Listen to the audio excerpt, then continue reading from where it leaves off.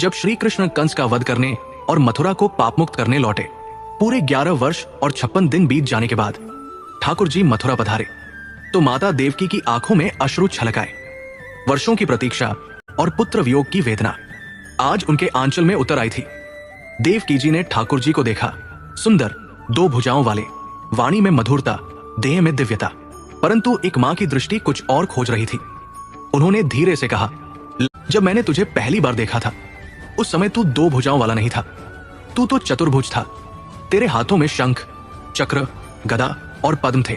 वो रूप, वो दिव्य दृश्य मां की स्मृति से कभी मिट नहीं सकता। लाला, तूने मेरी विनती पर बाल रूप धारण किया और 2 भुजाओं में प्रकट हुआ, परंतु जब भी मैं तुझे देखती हूँ बार बार वही चतुर्भुज रूप मेरी आंखों के सामने आ जाता है। तू भले ही 2 भुजाओं में हो, पर मेरी आंखें तुझे चतुर्भुज ही देखती। मां देवकी के इन भाव भरे शब्दों ने ठाकुर जी के हृदय को स्पर्श किया।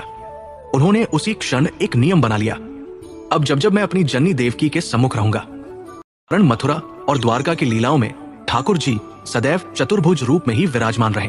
वहां उनका स्वरूप लीला पुरुषोत्तम का नहीं बल्कि परम नारायण का प्रकट होता है। अब बात करें द्वारका की उस दिव्य नगरी की जिसे भू वैकुंठ कहा गया है, अर्थात पृथ्वी पर स्थित वैकुंठ लोक।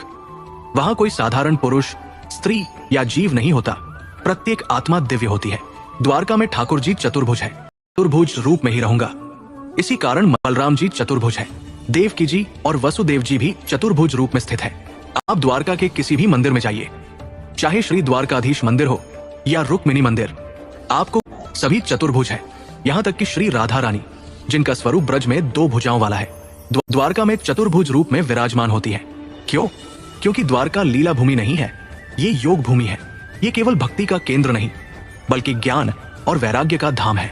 शास्त्रों में कहा गया है, द्वारका वह भूमि है जहाँ जीव वैकुंठवासी हो जाता है। द्वारका में प्रत्येक आत्मा नारायण में हो जाती है। वहां माया नहीं, केवल योग माया है। ये कथा केवल रूप की बात नहीं करती, ये चेतना की बात करती है। जहां ब्रज में ठाकुर जी लीलामय है, वही द्वारका में वे योगेश्वर है। जहां यशोदा मैया ने उन्हें 2 भुजाओं में बांधा, वही देवकी मैया के सम्मुख वे चतुर्भुज रूप में प्रकट होते हैं।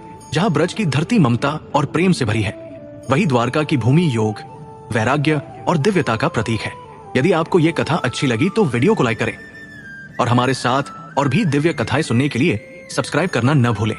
जय श्री कृष्ण।